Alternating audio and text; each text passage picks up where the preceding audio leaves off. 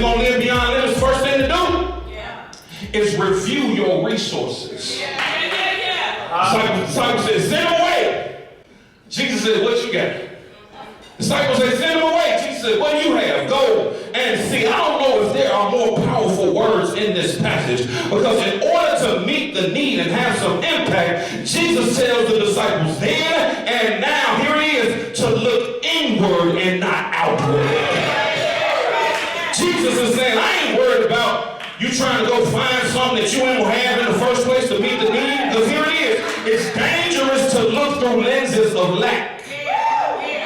Because looking through lenses of lack that is externally based positions you to be exploited. Question is, what do you have? Go and consider your own coffers.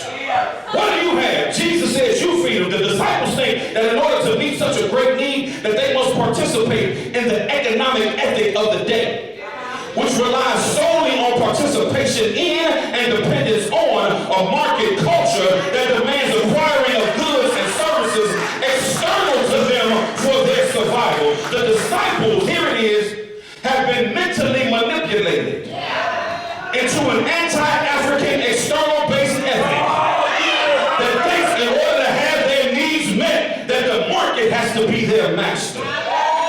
They even got sounds and soundtracks dedicated to such an ethic. Cash rules everything around.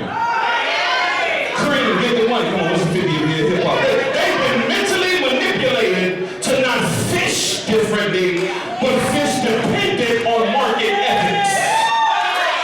Now please don't get me wrong.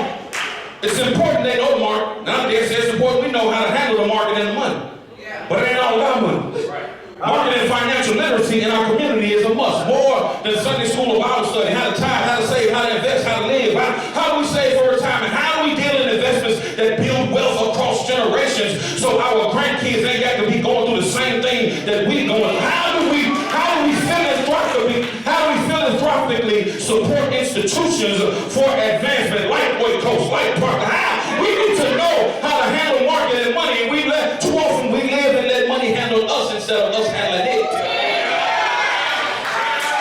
But their initial answer to the Lord's interrogatory indicates that not only they know the market, but they wholeheartedly and solely depend on the market and its anti-African economic ethic and order in order to have their needs met. They've been seduced by society into thinking everything they need gets met outside of them and in the marketplace. Here it is. They confess scarcity before they do inventory.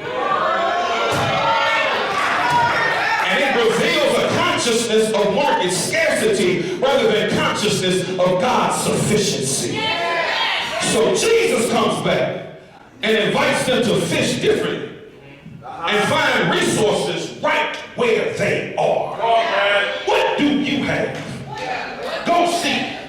Review your own resources. You don't need to depend on anything outside of yourself before you look inside of yourself. Live, Frank Thomas says, from the inside out and not the outside in. You give them something to eat. You go and see. Look, don't quote the scripture, greater is the God in us than anything that's around us, when you depend on what's outside of you if you ain't going inside of you. What do you have? Go and see.